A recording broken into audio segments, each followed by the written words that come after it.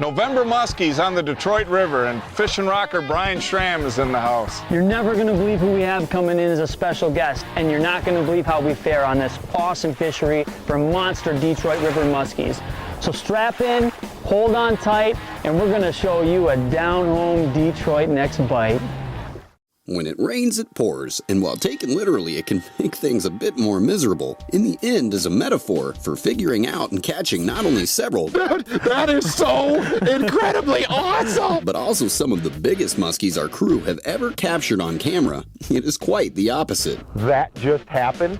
Are you kidding me? Lake St. Clair is a fairly large basin, also featuring the option for some stellar fishing at the mouth of the Detroit River. However, hitting the water on the back end of this front isn't going to make triggering fish easy. But no matter the circumstances surrounding the grind, Pete's approach to patterning strikes a key balance between time of year and methodically covering water.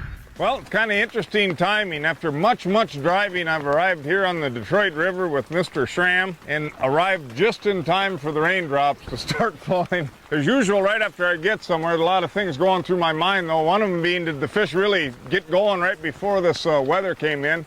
Nothing I can do about that, though. Right now, because it's been abnormally warm, we're trying a shallow pass. I think mainly what we're thinking of doing this time of the year in the late fall period is working pretty deep in vertical presentations. I'm actually trying vertical jigging here, but because it's been so warm, this rain actually feels warm for this time of the year. We're taking a shallow pass first. If that doesn't work, we'll just kind of step it out a notch, see if we can figure out what the fish are into and where they're at. One of the presentations, in addition to jigging for late fall muskies, that Pete uses often is live bait, and his compulsive attentiveness to both his rig setup and his hook points usually deliver, even on the sneakiest of bites. That's pretty funny, dude. You didn't even set hook on him, did you? No, I've never seen such a tentative hit on a live bait. I look back and the rod's just barely bent. Is that a tiger? You know what, it is a tiger. That's a hybrid, yeah. Pretty fishing. It's kind of interesting, you know, because these are natural hybrids. They don't stock them here. Right, so. yep. But yeah, he got nice choppers. I've never seen a hit quite like that. I think he was trying to sneak away with it. Just kind of quietly slither off without us even knowing. Yeah, I'm out of here. A solo strike on live bait and now post-frontal conditions has Pete's wheels turning as he and Brian venture back out toward the main lake for a second day of fishing on Lake St. Clair. We are heading out on the Detroit River here, and you can see this is a little different background than I'm probably used to on a muskie trip.